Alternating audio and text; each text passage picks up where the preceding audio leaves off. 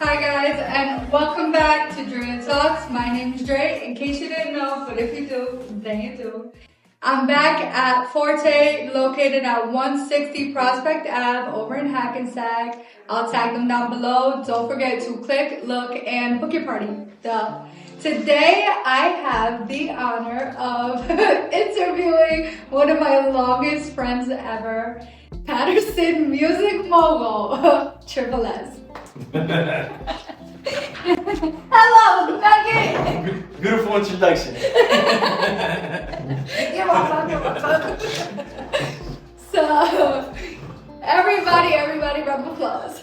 Got a little drinks here. Hey, I just said, how do you like the space? It's beautiful. It's cute, right? Nice, yeah, definitely a vibe in here. Yeah, So God is doing his big one. Right, we're gonna take this shot. Yeah. Let me take this. Take a little sip. Period.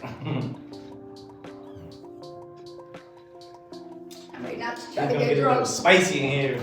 We got stuff it all. So, how are you? I'm good. I'm great. I'm great actually. I'm doing real good. You know, out the way as much as I could be. Yeah, I noticed. You're like zoned in, focused. Music, kids. Yeah. Like you're doing your little videos. Definitely music, kids, gym. I just graduated school. Yeah. You know, yeah. Definitely. So you know, yeah, still you are working. busy. Trying to be. Yep. Trying to be busy. Trying to stay focused. Trying to stay active. You know. You don't get tired of it? Nah, hell no. Like you've really been doing this for like 15 years. More than that. Like serious, probably like a good 15 years. Like a good 15. But yeah, even longer than that. I recorded my first song when I was like 10 years old. So that's crazy. 20 years. You've been through like everything though. Like you've been through, basic music. Right. Trying to make it, putting yourself out there. And then you went away for a little bit. You came back. I would have assumed you would have gave up after that. But this is really your passion. Like, and you talk to people through your music. Like, people understand you. Nah, I appreciate that. Yeah, no, I love to do it. I and then when I first started, I was doing it for a purpose. Like, you know what I'm saying? Like, my dad used to do music. He passed away. I started doing music because of him. But as I got older, like, it became more like, for me, like, I enjoy it. I love to do it. That's my comfort zone. That's my peace. Like, you know what I'm saying? That's where my getaway. So, and, now being older, like, I'm not only doing it for myself. I got kids, you know what I'm saying? I got my family. I'm trying to take care of. I'm trying to, so it's more deeper than just having fun. But you do have to have fun while you do it. It gotta be fun. If it's not fun, if you make it like a job, then it's gonna be like, you get up in the morning and I gotta go to work. But for me, it's not like that. How do you find the balance though? How do you decide what's fun and what's not fun? Well, for me, every part of it is fun. I enjoy all of it, from being in the studio, recording, performing, networking. Like, I enjoy every part of it. So for me, it's like, and then like as far as the balance thing, like balancing it, like when you do something that you love to do, like it becomes a part of your life. So it's like the same way that I'm spending time with my kids or going to the gym or whatever it is that I'm doing, I still fit it into my daily. People say that all the time about relationships with girls, like with guys. You make time for what you want. You know what I'm saying? So I feel the same way. Like you carve out time for what it is that you want. Exactly. And I know you're working on new music now. Music is coming out. Stay tuned. How is this new? So is this an album that you're doing, or is this just more? So I know you like to drop little stuff, to entertain us. So right now, what I'm doing right now at the moment that I'm still building, because my Instagram got deleted, my last one, and I was doing numbers on that one. I was getting like 2 million profile views on my dashboard a month. I have videos getting 250,000 views. Like, for other people, that's probably not much. For other people, that's probably like really big. Yeah. So, but my Instagram got deleted. I had to basically start over. And right now, I'm putting out a lot of content. Everything that I put out, I'm putting it out with the song. So whatever videos I put out, you go stream the songs, Apple, Spotify, everything. So that's really what I'm doing right now. And just networking, you know what I'm saying? I started back doing shows. Yeah. I saw that. I saw a couple people. Oh my God, what is it on Instagram? Don't Sleep Down. Oh yeah. Don't sleep on them. Yeah, him. Yeah. I've seen him post a lot of your stuff. Like he'll whatever. He's a great supporter. Yeah, that's my guy. He'll put a lot of your stuff out. Shout out to them, man. Yeah, like you're it for real. But I seen that you're out there. You're getting comfortable again. Yeah. So as we know, well, I got locked up. I was in jail for a little while. When I came out, I really wasn't doing much. I was in the studio, I was recording, but I wasn't putting that out. So I was just having fun, basically. You know, I just came out, whatever. And unfortunately, I got sent back twice. So that kind of put a pause on what I already had in motion. And then my Instagram getting deleted as well. That all of those together was just like, so now I'm like, you know what? All this music that I was giving people, I wasn't putting it out. I was just showing them like what I was doing in the studio. Yeah. So now I'm like, you know what, let me start putting out this music, you know, get these streams and stuff like that. And eventually, it's gonna build up to dropping a project. But right now, I'm just putting out singles and, you know, just like I said, having fun with it. I'm enjoying myself, building back, networking, getting my connections back, because I lost a lot of connections. Yeah. Well, going away will do that. That too, but as far as the Instagram getting deleted, because I spoke to a lot of people through social media only. So it wasn't like I had numbers, emails. I was just, you know, networking through social media. So I lost a lot of connections that I had. So, you know, rebuilding. Like the other day I was in the studio and some dude, I never met him, but I knew him through social media. Right. Never met him in person. And he's like, yo, you did one of my beats. And I'm like, yeah. He like, yeah, da-da-da. He broke down the situation. I'm like, oh yeah, I remember you. Yeah. And then I got his Instagram back. Yeah. But so things like that in the sense of to work with again. Rebuilding. Yeah, his name GQ, man. Shout out to him. He's a producer. He's nice. But so basically just rebuilding right now, you know, because I basically had rebranded myself when I came out, you know, and right now it's more like just I don't know. I'm on some like I'm just giving them myself, you know what I'm saying? And like, for example, this song that I recently put out, Heavyweight, I was putting out a lot of different kind of music, and everybody was commenting like, yo, where's Triple X? Where's Triple X? Where's Triple X? The old Triple. Your music changed for a little bit. Right. So, and that had to do a lot with catching my case and all that, because I had a RICO case, right? And at the time, a lot of big celebrities was catching RICO cases and they were using their music. So when I was originally first arrested, they brought me into where they brought me, they had my music on YouTube. They were playing my music. The cops, swear to God, they're playing my music and they're like, what? They're like, like I'm basically the voice of everything that's going on. Like they try to put me as like I'm talking about all this shit that's going on in the streets and stuff. So I kind of fell back from the music because at that point I didn't know if they could try to use that against me. So I fell back so I hadn't dropped nothing from like 2021 till I came out in 2024. So I hadn't had no music out or nothing like that. So because even though my lawyer was like, they really can't use that, you know what I'm saying? I heard that they really can't. Like you can't use what someone's talking. It's music. Yeah, it's art. What is it?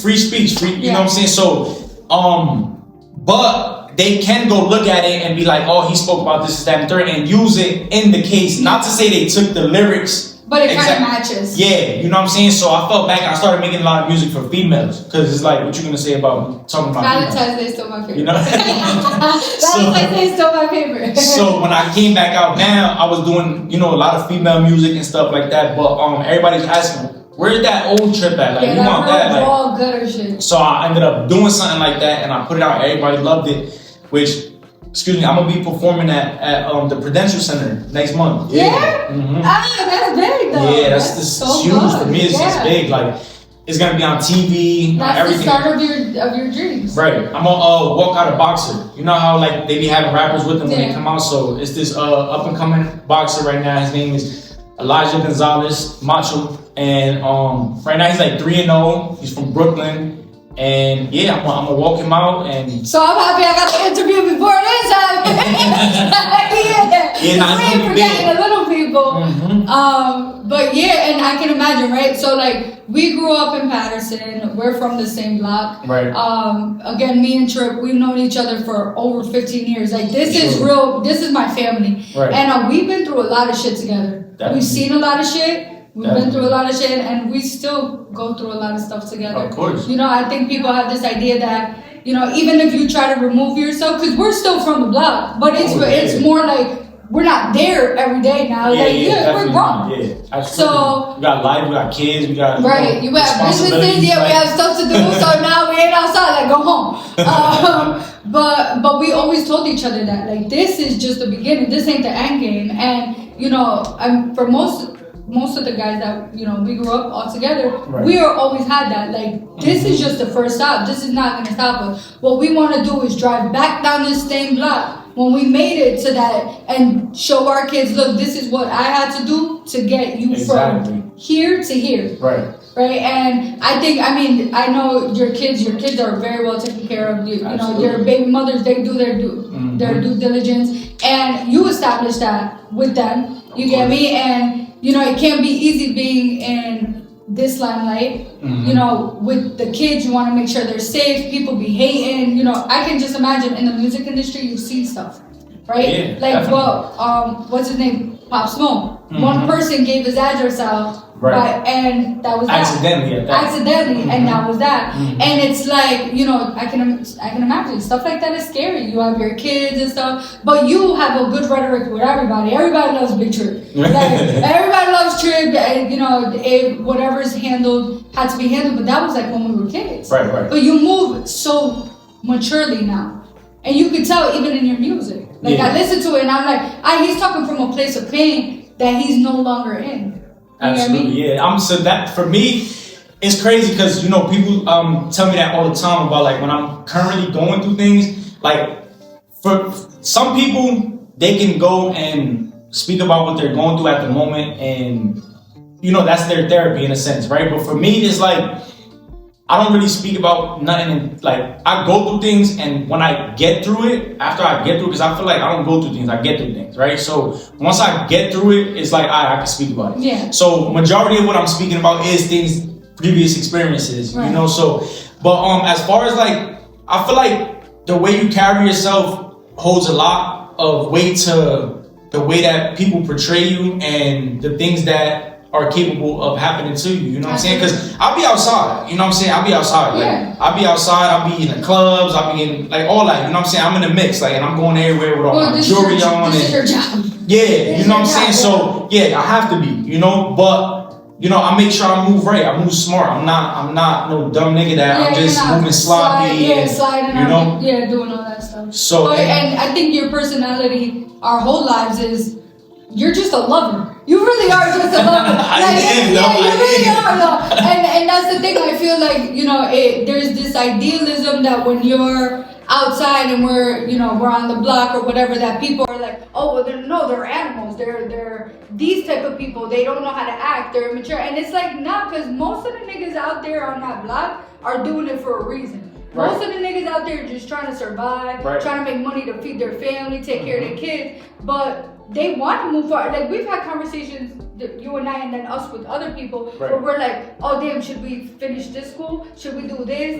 But then maybe I need to lock in and stay away for a year or whatever. Even, you know, when I left and I came back, you were like, where the hell you been? And I'm like, I was getting right. Good shit. And you know, it doesn't take away from where you came from. Absolutely not. It gives more, if anything. I feel like we're coming from the streets, off the bat, like, us being born, we're already, the odds is already against us. Our ethnicity, where we're born at, the families that we're born into, like, we didn't choose none of that. Those are things that we can't change that from when we're born, you know. And then we're raised a certain way to, like you said, a lot of it is survival, like, you know. So a lot of people that are, like, I say a lot of people that are, you know, they have it better, they have a better upbringing, people that go to school, graduate, have all this, you know, being, in that sense of being smart, they wouldn't survive where we come from. Absolutely not. Because they don't know how, they don't understand survival instinct. We're literally raised on where we gonna get our next meal, how we gonna keep this house, how we gonna, you know what I'm saying, like, how we gonna feed our kid, whatever the case is, you know. So we're raised on survival. I think though, and y'all can quote me because I mean this wholeheartedly, people who are raised off survival can adapt way better than people who are raised off love. Because being raised off love, again, you're made a priority, but you don't know what it is to actually put in that work. Right? So when we're growing up raised off survival, we're looking at it like, oh, I don't got no other choice. I gotta go get this. I have to survive. I have to eat. I have to. There was times when we was out there and we had $5. So yeah, with being outside and stuff, people have this idea where you're just, you're not gonna go anywhere or whatever, and it can be easy. I mean, I can just imagine the pressure that you have, like trying to make it out here, and then you also are representing us. Right. So you have people that are getting home now, and and stuff like that, and we welcome everybody home. But does it create pressure for you knowing that now, okay, one of the heavier hitters from Paterson is back home, and now they're creating music again, and what does that do for you? I know it must light a fire under your ass a little bit. Nah, so for me it's more like I feel like he's doing something good for us as artists, whether it's anybody in the Paterson music scene, you know what I'm saying? Artists, producers, videographers, engineers, all of these things, because it's putting a spotlight on us that we haven't had for a long time. And I feel like as much talent as we got in Paterson, I feel like we have the potential to be another Atlanta or another Chicago. With just Paterson alone, not only Jersey as a collective, but Paterson This in our general, specific town. Right. I feel like there's so much talent here. And I've been a lot of places. I've been to California, Florida, I've been a lot of places. And everywhere that I go is like, we stand out. We stand out. Well, because the people have this idea of like Paterson, like, oh my God, it's terrible. Yeah, that as well. So that kind of, I think that just brings this light where it's like, oh crap, Paterson's terrible, but then like this guy's really nice. He can't be from Paterson. Like, he's from Paterson. Like, what the hell? Nah, are you sure you're conflicted? People look at us and they automatically assume, oh shit, Paterson, he from. And it really is a lot of bad stuff that goes on in the town, but we don't look at it as bad as it is because we're here every day. You know what I'm saying? It's a norm for us, which is in a sense is bad, but that goes back to the survival instinct thing, like knowing how to survive. Like people that are born into wealthy families, they wouldn't be able to survive where we come from. Right. But it goes both ways though, because people like us, we also. What you mean? Like we probably wouldn't know what to do in those. If we were in their situation, so that's why a lot of people that, for example, people that hit the lottery and stuff like that, after like a year or two, they're back broke.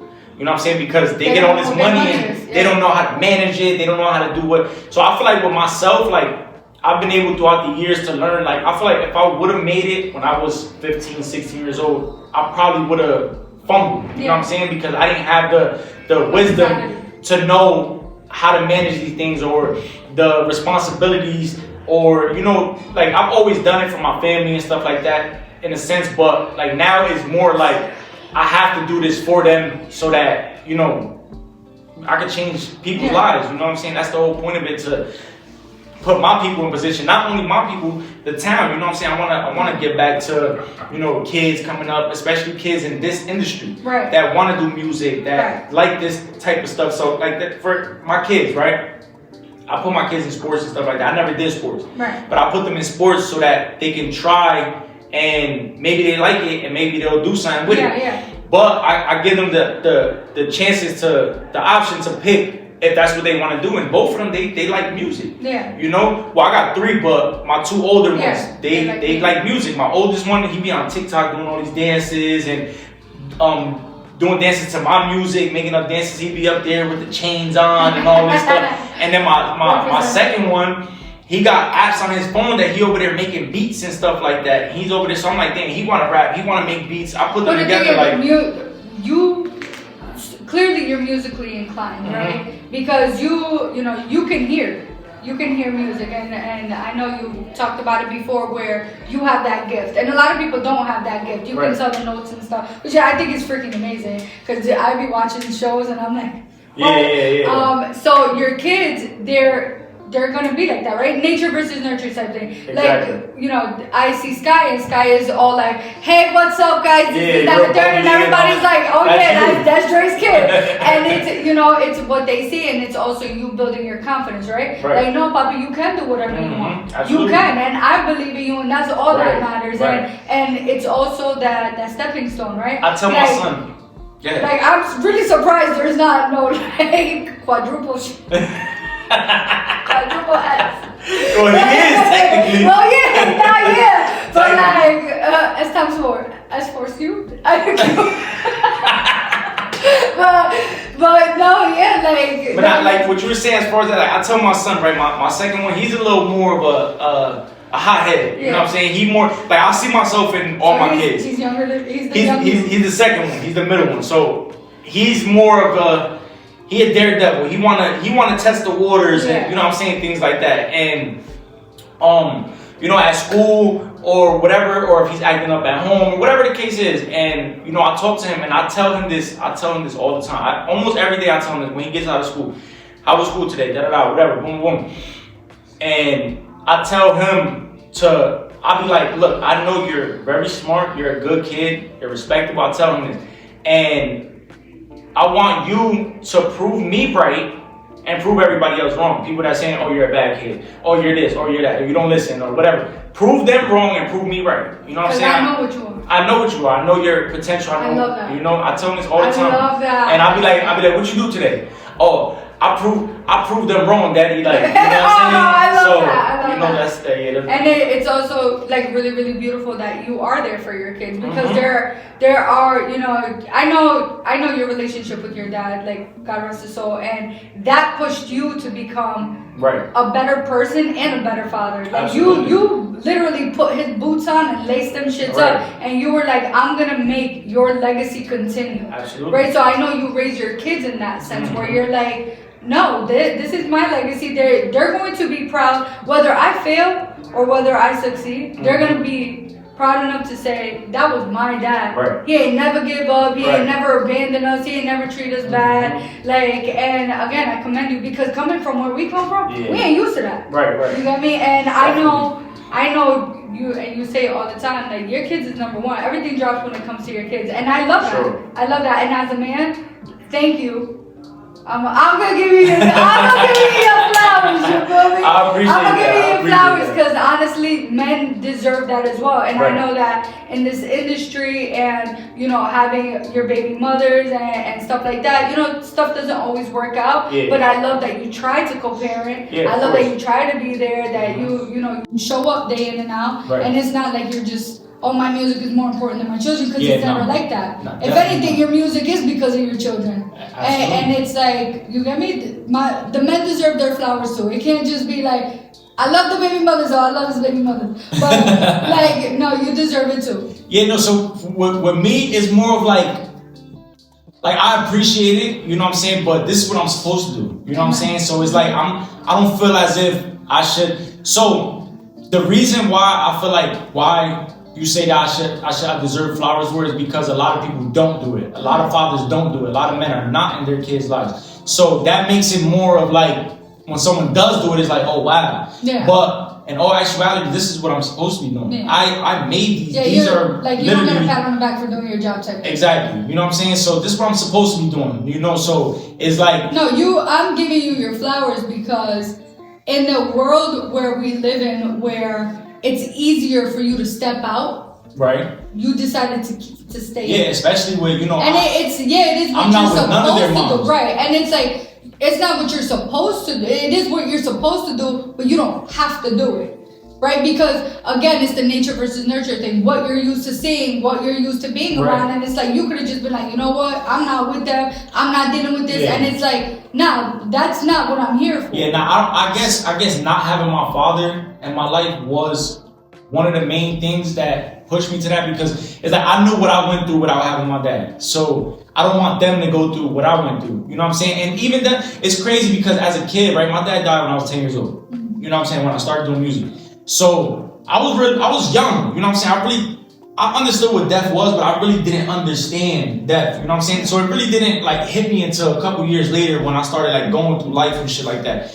and I started acting out and doing all these things or whatever. And I realized, like, you know, and I'm not gonna sit here and say I didn't have nobody there. You know, I had people that was there. Yeah, absolutely. I had people that guided me in the right direction. But me being stubborn, you know, I had to learn for myself. You know, which for me it was better. You know, but I would like, if I'm there to guide them in that right way and not have them go through the mistakes that I made, or, you know, I'm here to show them what happened, what's gonna happen if you go this route, what's gonna happen, you know. But then again, like I said, I'm gonna let them do them, you know, but I'm always gonna be there that crush the fall back, you know. So, but if I could guide them and have them doing the right thing, my kids, they're good kids, they're respectable, they're not bad kids, you know. And I feel like definitely being there, that absence, not having a dad as a boy it's big. It is big. It's huge. It's huge because it's like you go to school and you see other kids with their dads, or, you know what I'm saying, whatever the case is, you know, and then you have that like little feeling like, damn, where's my dad? Like, you know what I'm saying? So I don't ever want them to have that, damn, where's my dad? Like, you know, they could call me, I'm there, anything, like, you know, when it comes to school, home, whatever it is, sports, whatever it is, you know. So I'm always gonna be there. And I love they be having me bugging. Like, I love my kids. Like, they like have many versions. Yo, I swear, it's like or they just ripped a part of me off and just threw me into this body. Ripped a part of me off, threw me into that one. So, like, you know. And I got all boys. I got 3 boys. I'm kind of happy you don't have a girl though. You know what's crazy? I do want a girl. I can imagine so. But I'm really happy that I'm happy you had 3 boys before you had a girl. Yeah, definitely. Right? I agree with that. Like sure. the protection thing, because I have Sky and like she doesn't have any siblings. Obviously. But I'm just like, well, tell them who your mom is. Tell them who your mother is. Tell them who Uncle Trip is. Right. Tell them all this, because no, like you have, you know, your uncles and stuff. But you know, to have that feeling, at least they have each other. They're gonna understand each other, and then they're one right after the other, right? Not. Exactly, but you know, a couple years apart, right? They're no, not even. They're 2016, 2017. And then my youngest, he's 3. He'll be 3, so. Yeah, but at least, you know, they're gonna go through the experiences at the same time. And they're going to have each other's back. Absolutely. And then the 2 oldest are taking the little one, little bear, and they're you know, they're gonna be like, no, we ain't doing this. Right. You know, and they have one another, and I think that's a lot, right? Like, definitely. You know, we had each other growing up, and you know, I got this tatted. You don't gotta be blood to be family, right? And I'll tell everybody, oh, these are my brothers, this is my family, or whatever. But at the end of the day, you guys aren't my family, so it's kind of like, when do I call them? When do I do this? And it's, again, that survival thing. I know I can call you and be like, yo, Chirp, this is that and the third, but they have one another. Right. Yeah, not definitely. But it's crazy because my Carter, my second, he be like, I'm telling you, he's more of he wilder, like, you know what I'm saying? So he be defending my oldest, you know what I'm saying? And shit, like, you know. So I love their relationship. The stigma is true, right? The first one's called. Yo, I swear, yo, I swear. And then the third one's just like. He's just there, like. Can you guys include me? Right. So that with them is like, I have a brother, and I'm 6 years older than him. So I have my brother watched me do a lot. He's seen me go through the roughest times of my life. You know what I'm saying? And I never hid nothing from him. I was an open book with him. But I always told him that what I was doing wasn't the right thing, or what I was doing that had a purpose, and it wasn't what I was gonna do for the rest of my life. Whatever. I showed him everything, from drugs, money, guns, everything. You know what I'm saying? And he went the opposite way, which I love that. You know what I'm saying? Because that was my whole point of putting it in his face, like, you know, because I was taking a gamble though, because it could have been. Oh, I'm gonna do exactly what I'm gonna do. You know, I'm gonna do it better than him, or you know what I'm saying. But that's not how you laid it out for him. Like, no, this is what I have to do. You don't gotta do that. That's what I'm doing it for. Exactly. So with my kids, they're literally a year apart, less than a year. You know what I'm saying? So, like you were saying, they're gonna go through all of that together. You know, they're gonna go through life and females and whatever it is they're gonna go through. They're gonna go through that together. So. For me, it's like I'm gonna be able to be there for them when they go through these things, you know, and I'll be able to guide both of them in the sense that they don't have to worry about with each other, like, yo, how are we gonna do this? How are we gonna do that? You know, it's like they could just come to their dad, like, you know what I'm saying? So like that's what I'm here for. Yeah, no, I love my kids, man. I love my kids. You ever think about sampling how one of them for your music? Doing what? Like sampling one of them? I've had them in the studio. They've recorded things before. Like what I'm about to do. I say you make a whole line of lullabies from the hood, like you know. Alright. So my oldest, he was born in 2016, right? So now you know they saying, oh, like 2016 is back or whatever they're saying. Like, it's the 10 It's like the trend, yeah. 2016. It's like this trend going on TikTok, Instagram. It's like 2016 all over again. So my son was born 2016. I already got what you're going. I already got what you're going. Look, I'm gonna take a song that I did in 2016, which was at that time one of my biggest songs, right? So I'm gonna take that song and I'm gonna have my son redo. He's gonna not redo it. He's gonna rap. It's like he's gonna do a video with my song. Mini version of it. Yeah, you know what I'm saying? So I love like 2016 all over again. I love that. Oh my God. It's gonna be dope. Honestly, I think that'll be so fulfilling for you. Like that'll just. Absolutely. And if you don't cry, I'm gonna punch you. Yo, I don't know, bro. I don't cry, man. I don't cry. I be feeling like I need to. It's strong. I be feeling like, damn, get something out of it. I don't know. Like I'm so numb to like pain and shit like that. That like and we've been through a lot since we were kids. It's like at one point you stop crying and you just. I feel like I haven't cried since 2016. Like seriously, like when my uncle passed away in 2016, that was real traumatic for me. But like I don't know, like I think what it is too though is that we've learned to weigh out how much hurt stuff has, right? So like for us, like we've seen so many people pass away that it's just like it's not really like damn that didn't hurt, but it's like who's next? Yeah, in a sense, it's like fuck, like because for me it's like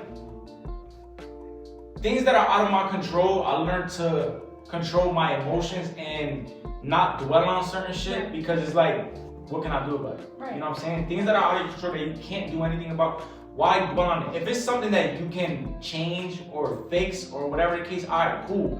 Try your best to do that. But if it's something that's completely out of your control, like death for example, what can I do about someone passing away? You know, I'm gonna cry. I'm gonna be hurt. You know what I'm saying? It's gonna bother. Like, damn, never gonna talk to this person again. Never gonna see this person again. It's gonna hurt. But it's like,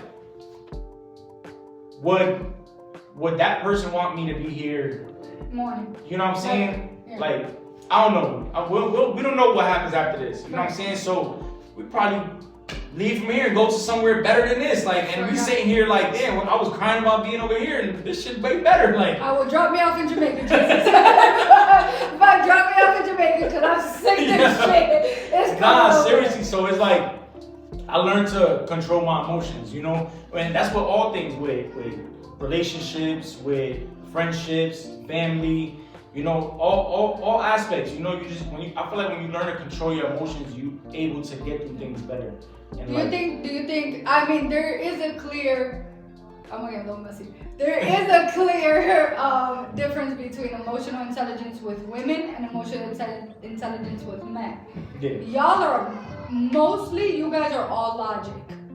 You guys like to think with your head. You're like, well, what are you crying? This has a solution. Just fix the solution. And we're like, well, no. Yeah. You know, I feel like shit about it, so I'm gonna cry, even though I know there's a solution. But let me cry it out. Yeah. Do you think that most men now are more emotionally intelligent? Because I feel like the women nowadays are just, they're using more logic in the sense where they're like, well, I know this ain't going nowhere. I know this ain't suiting me. I know this is whatever. So now I'm gonna play him at my game type shit. And you guys are more like, well, I love you.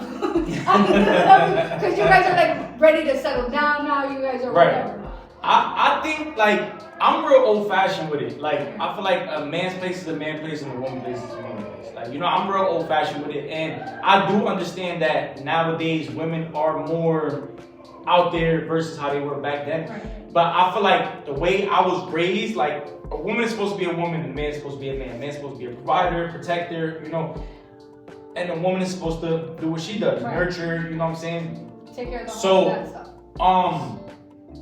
I feel like when women are out there like that, like how you say, like, oh, women they be on some nigga shit, like, you know what I'm saying, which is true. A lot of women are starting to take on the characteristic of men. But I feel like that's from hurt, that's from trauma, that's from things that they go through, things that they pick up from relationships, you know what I'm saying? They see how a nigga move and they start to move like that, you know what I'm saying? Because when you're around someone for so long, you kind of start to gain these characteristics of the other person, you know? So I think when women are going through that, I don't think they're ready to settle down. That's just my opinion. Yeah. I feel like do you when think a woman is in her them healing? In a sense, yeah. Because you know that's in a sense of being stubborn and having to learn from your mistakes or whatever.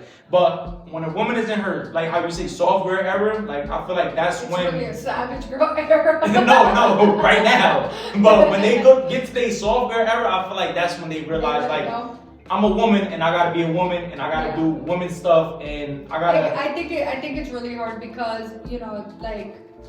The way we're raised, you're right. I also believe that there is certain roles that women and men should play. Mm-hmm. I also do think that it kind of bounces off on what your partner's doing, right? So if your partner, if my partner, if he's being a man in the totality of the word, then it allows for me to be a woman in that sense, right? Put your guard down. Yeah, if a man makes me feel like he's a man, then I'm gonna be a woman. I want to cook. I want to clean. I want to do everything because you make me feel safe enough to do. But if I have to worry about waking up at 6 o'clock in the morning to go split half the rent, and then you asking to borrow money from me because some of y'all niggas is sassy now. And really, I've had niggas ask me for gas money, and I'm like, right idea, wrong bitch, next. And to me, it's more like you get me. I know there's help me. Yeah. That's what it says in both our Bibles. We have helpmates. Yeah. Right? If in my sense, because I don't read the Quran, but I know we're made from the rib, right? And so if I'm made from the rib in that sense, I'm part of you. I'm not here to just please you 24/7 and that's that. Right. But it also has to do with the way the person was raised, right? Absolutely. It's the idea of I want to be there for my man, but is my man there for me? Right. A lot of men aren't like that nowadays. Right. A lot of men see women and they're like, oh, I see this girl and she's doing her thing, and let me see if I can chip away at her because I know she's good. Let me take all that energy and leave her lifeless. Yeah, no, see, I feel like in that sense it's wrong as a man. I feel like no matter what, no matter where you are as a man, you have to play your role as a man. You know what I'm saying? So, if it was me and, you know, I see someone doing what they got to do and we're attracted to each other and we end up having something, we're supposed to build each other up. You know, it's like we both play our part. But you could be being a woman, but you still have these man tendencies that, you know, you outside in the club and drinking, popping bottles and drinking out the bottle and all this stuff. Like I think that comes with age and maturity too, though. That as well. At this point, let's be realistic. But there's a lot of people that are older than us that are still doing the shit that we were doing 20, 15 years ago. And those are the ones that are going to be on the block until they're 60. Right. Because it's at one point or another. Stop blaming your life. Stop blaming the hood. Mm-hmm. Stop blaming the block for stuff. We all got a sad story. We all got one. It's either you're gonna use it as an excuse, or you're gonna use it as motivation. So to me, I'm just like, you know, we grew up out the hood, and I've had, you know, a couple people from the hood. They'll be like, oh, who you think you are? I think I'm that bitch. I don't want to be out here. It's cold. It's cold. I want to be in my house. I have my apartment. I like my job. I like brunch early, and then I want to be in bed by 6 o'clock. I like to present myself a certain way. Mm-hmm. And to them, it's like, oh, you forgot who you are, and it's like, nah. No, pray with me, don't play with me. But I grew up. Right. And it's even the same thing with you guys, right? For you, for example. Okay. Like, I'm the guy, he's outside and he's doing, but I know it's business. Yeah.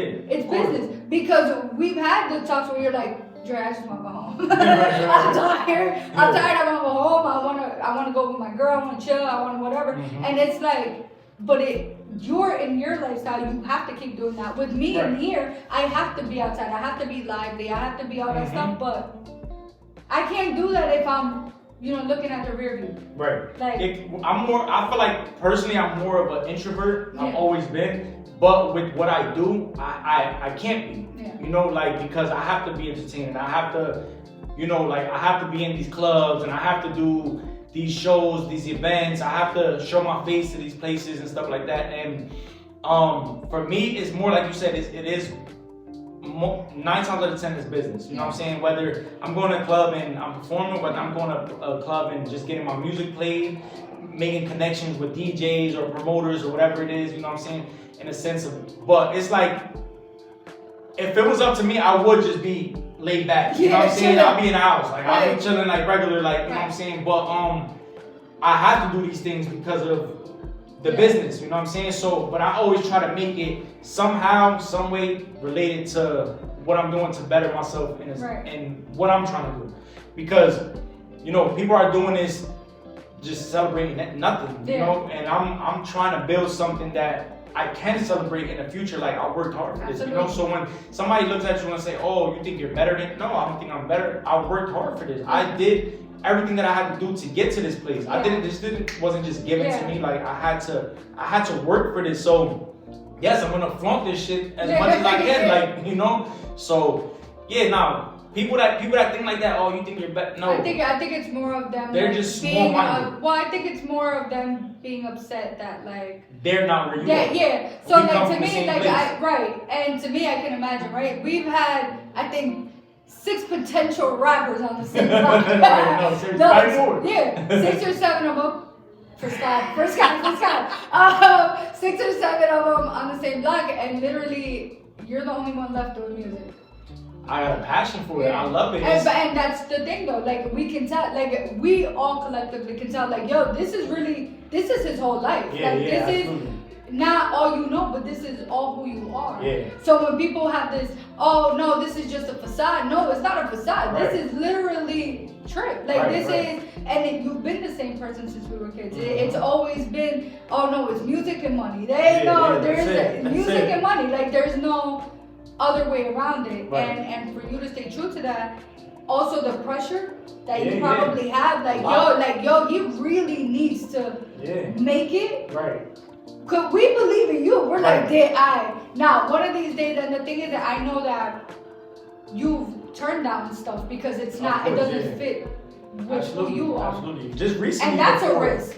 Just recently, before my Instagram got deleted, I had labels contacting me and everything, and I was having like meetings and stuff like that, and saying you got people depending on you, it's a lot of pressure. Like, I'm speaking to my mom. My mom is like my best friend. I tell her everything, so I'm having a conversation with my mom, like, look, Ma, they trying to give me this, that, and the third, like this amount of money, and this and this tour, whatever, and I'm breaking everything down, but I'm like, I'm gonna be honest with you, like, this doesn't work in my favor at all. Right now, it's gonna help because I could get us out of here, and I could put us in a better situation, and like, we know how to survive with what we got, so imagine if we had this. So, I got my mom like, maybe you should take it, like, but I'm like, nah, this is not what it's for. I don't feel like I didn't work this hard to get the bare minimum. To just get the bare minimum. Yeah. You know what I'm saying? If I was 15, 16 years old,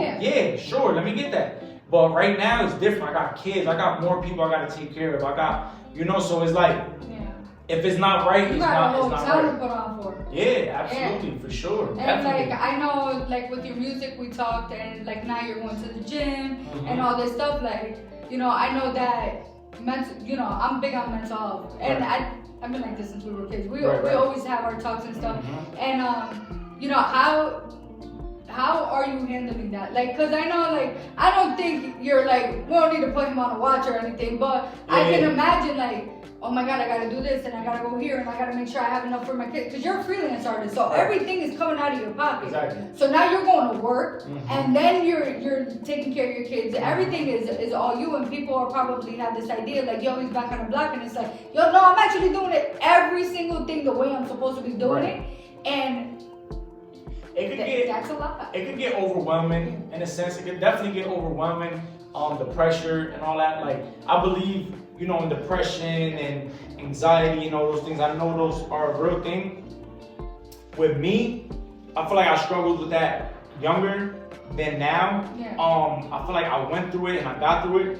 So like where I'm at now, I just feel like honestly, it's to me like, and I might sound like, how can I say, like, I don't want to sound like, what's the word? Like I don't want to sound like I'm like cold-hearted to this shit. You know what I'm saying? Yeah. Because I understand it's a real thing, right? But I really feel like it's your mentality. If you're strong enough mentally, I feel like you can get through it. You know what I'm saying? Because I got through it. You know, but I speak with people that are currently going through depressions and stuff like that. And don't get me wrong, I have my days.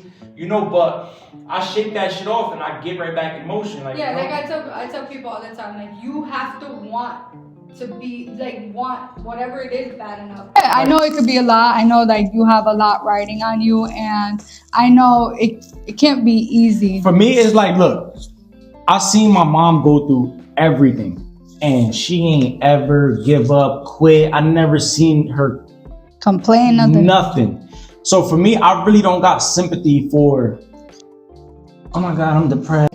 It's not even that I don't got sympathy for it, but in a sense I don't. You know what I'm saying? It's like, I think mental health is really hard to understand. Yeah. If you're not going through it, right? So like we had our moments where we're just like, we don't have a choice. We just got to keep moving, right? Because to us, you know, those who take their own life, that's a cop out to us, right? Yeah. So like that's just yeah. So we're gonna die anyway. Why?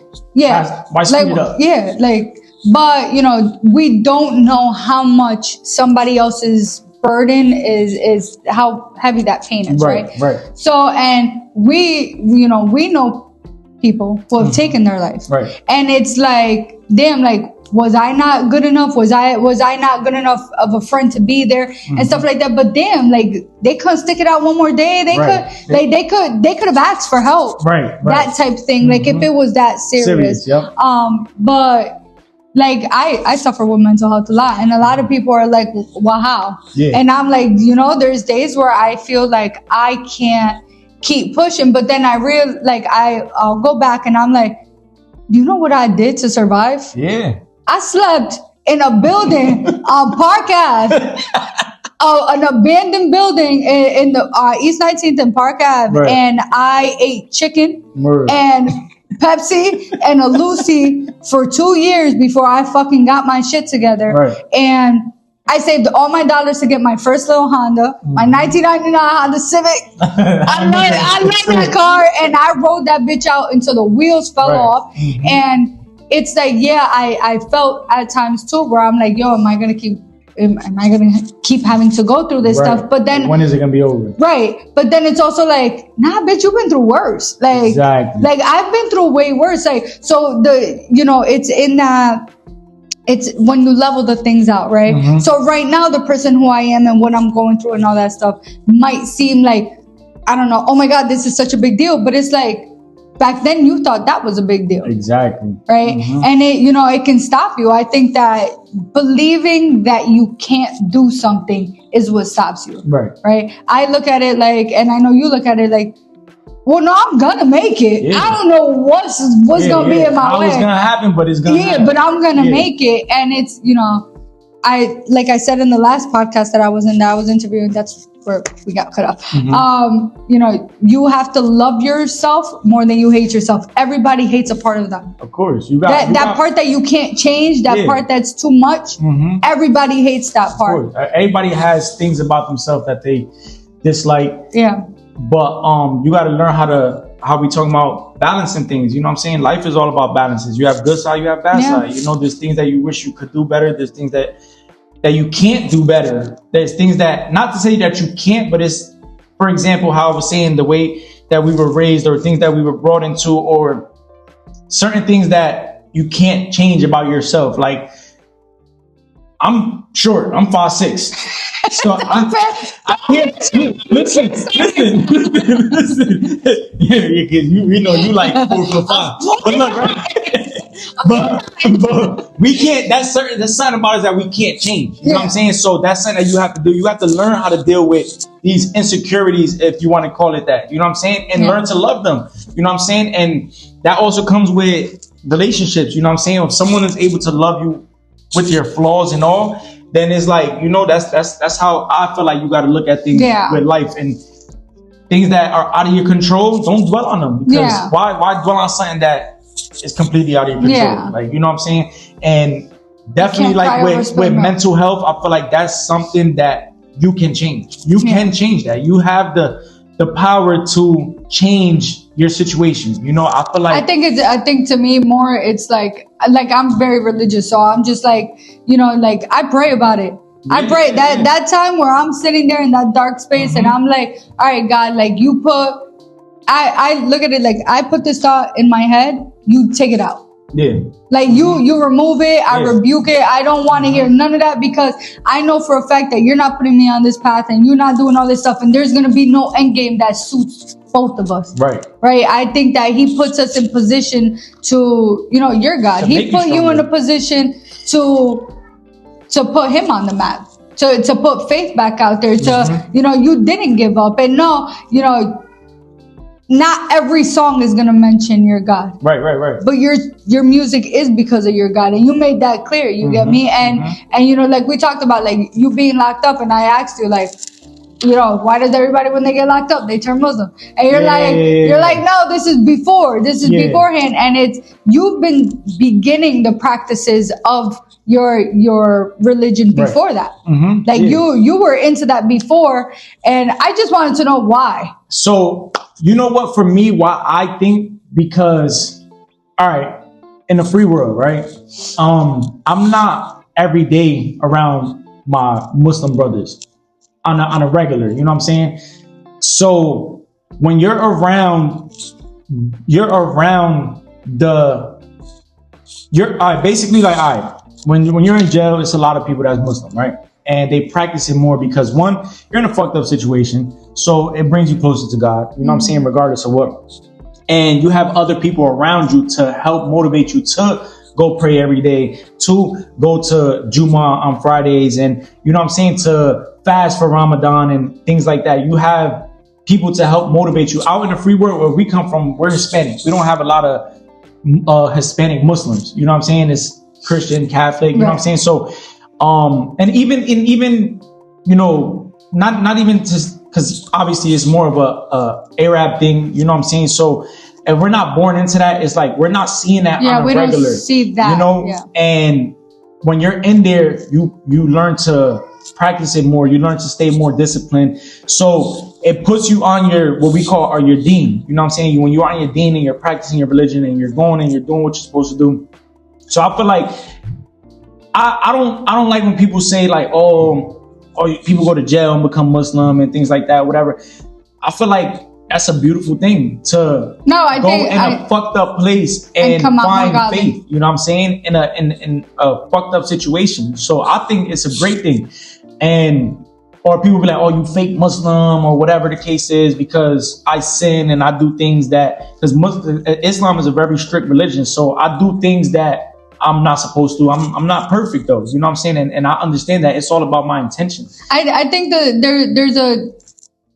I think that the fact that you aren't afraid to talk about your religion. Right. I think the fact that you practice it, even if you're not perfect, because like I'm Christian, I'm not a perfect Christian. You know, Christians not supposed to eat pork either, right? Right. But I love me my pernil. You're about to play with me. I don't eat pork all the time, but I love me my pernil because mama could be throwing it down. But there's a lot of things that Christians aren't supposed to do that I'm not allowed to wear regular skirts. I have to wear it. I can't show my arms. I can't show certain things. But to me, it's like, you know, there's new aged adults, right? Absolutely. So to me, it's like, as long as you're moving with the intention to love people the way that God loves people, because both of our gods love people. That's the thing, you know, a lot of people get that confused. It's not, I don't have a different God than you have. I just believe in one God. Right. It's one God. Right. I believe that everybody in the world has one God. Right. And our religion believes in the Father, the Son, and the Holy Spirit. Right. Right. So that's what differentiates us. God in the whole sense is still a lover. Yeah. Right. So to me, it's like, as long as you keep moving out of love, as long as you keep practicing, as long as you keep doing your big one for your religion, who am I to tell you that what you're doing is, God knows your heart. That's all that matters, is your intentions. Right. And people have this idea where they're like, oh, you have to go to church every Sunday. Well, for us, you have to pray. How many ever times or 5 times? 5 times a day. Dang. Like, I'm saying thank you, God, like all day, but day, like. You gotta really like. That was genuine. You caught me off guard. I didn't know that, and I grew up in South Korea. I don't know. 5 times a day. Wow. And off topic a little bit, not off topic, but it was originally intended for us to pray 50 times a day. 50 times a day. How you find the time for that? And you can't work. Right. You can't work. One of the prophets went and was like, yo, like, that's a lot. You know what I'm saying? So they narrowed it down to 5 times, and every prayer is basically considered like 10 prayers. Oh, that's dope. I like that. And you know what else? I told you, I've told you this before, but I've heard that the Quran is actually the only book that's never been rewritten. Never. It's never whatever. And I'm not saying I love me my Jesus. I love you, God. No, we love Jesus too. No, that's I what know, people but don't understand. Jesus is a prophet. No? Jesus is a prophet. Jesus is a prophet. We just don't feel as if Jesus is the Son of God. We feel as if nobody is worthy enough to be a son of God. God is the Almighty. God is I can get down with that. So it's like we believe that yes, he did a lot of miracles. Everything that you guys believe, we believe the same thing. It's just we just don't believe that he is nobody will ever be good enough to be an offspring of God. Nobody. He's perfect. Right. There's nobody that can be. Right. I mean, I can understand that. I can understand that from from a more flesh being. Yeah. Like I can get that. Because you're right. So like if I make mistakes every day, I would assume that the Son of Christ would not be making mistakes. Right. And I don't think God made any mistakes. I'm still going through the Bible. I'll let y'all know in about a couple months from now. But I do commend you on sticking to your faith and doing whatever. Like I grew up around a lot of Muslims and I love South P down bad.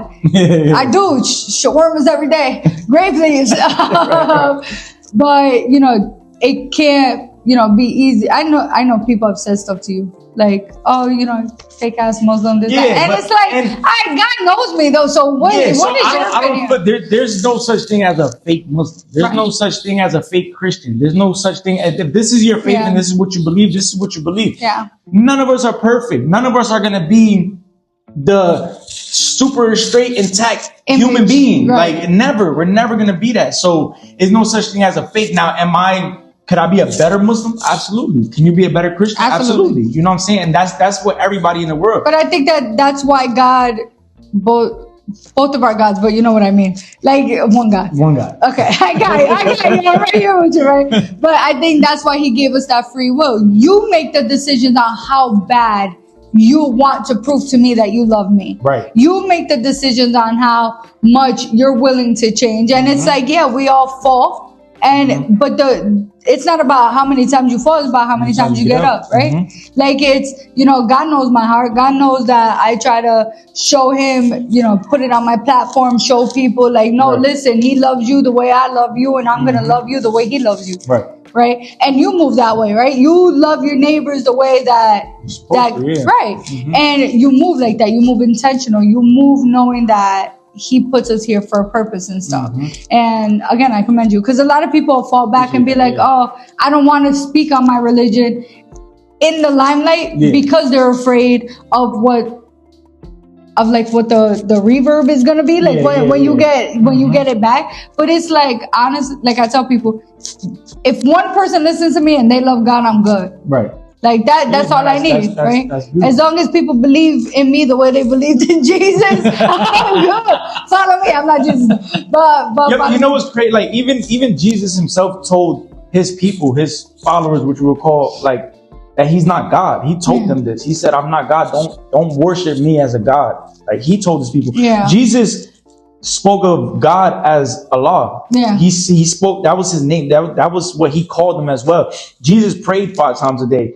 Like these things, like these are things that people don't really speak about too much, but it's reality. This is what, and your Bible and my Bible, like what my Quran, like it says, they say the same thing. A lot of the Jewish, Muslim, and Christians are a lot alike, but it has a lot of little things that are different. You know what I'm saying? And honestly, I just feel like that's all meant to separate people and have people having their own judgment or go against each other.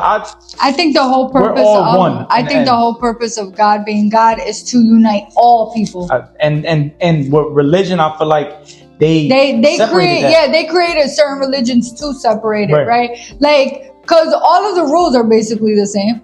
All of the sins are basically the same, but y'all want to depict different people. And it's like, who cares? Like, just do what you gotta do. I know where my faith is, and I know my intentions are good, and we all gonna have to answer to somebody one day. And I feel like if you're good outweighs your bad, then you know, like then I'll see you in heaven. If not, serious. I'm serious. I'll be like, yo, you going that way? I'm going this way. The elevator, third floor, please. Drop him off here. Nah, for real. But I think that even with my children, like my kids, I don't force their religion on them either. You know what I'm saying? I want them to choose their own path. And my kids see me pray and they'll ask, Dad, can I pray with you? And, you know, things like that. That's so beautiful. And I allow them to, you know, even though they're both raised as Christians. My son goes to a Christian school. You know what I'm saying? My oldest, his grandma, and like, she's like a super Christian, like, you know, but I let them make their own choices. You know what I'm saying? I don't ever, you have to do this, you have to do this, you have to follow it, like, this is the right way. And, you know, I don't ever do none of that on them. I let them decide on their own, make their own decisions. Same thing with sports and music. I put them in sports. They like music. I'm gonna let them do what they want to do. What they want to do, It's a learning religion process. is definitely a touchy topic, but I'm not ever embarrassed to speak about it. Because a lot of people get scared and stuff, and like in the industry where we're in, where we have to talk and stuff like that. I think just staying true to yourself, like the way you are, that'll get you farther than just pretending to be what people want you to be. You get me? And even again with your music, the way you talk about your music, the way you present yourself, it's like nothing's really changed. If anything, I've gotten better. I've redefined myself. I've fine-tuned a couple things, but I'm still the same person. I'm still that person that's, you know, going to continue to get better. And I think that you just have so much going on for yourself. I'm so proud of how far you've come. I'm proud of you too. Thank you. I love what you're doing. Thank you. I told you when you first started doing it, I'm like, keep going. Like, you're gonna do something with that. Like, you got something. And you have a studio. You have a studio where you're doing your little show. Well, that's up and coming project. Up and coming. The mine is gonna be a little bit a lot messy, but we got room for podcasts. We have studios to record music. Photo shoots, videos, whatever. We got all of that there. So if you guys are looking for a space to hold all that stuff, you guys can hit up Trip. I will be visiting over there for one of my photo shoots. So, and I think what you got going on is awesome. I'm super proud of you. I can't wait to see how far you're going. Then when you get that $1 million, like that extra $1 million, I want a Bugatti. I even play a pink one, wrapped in pink. Oh, this pink, everything is pink with you, pink. I try. Because I'm literally just a girl. But I can't wait to see everything that's going on to you. And I love you forever and ever and ever. And I'm so proud of you. Thank you. I appreciate it. I'm proud of you too. Okay. Bye. Yay. Yay. Do you not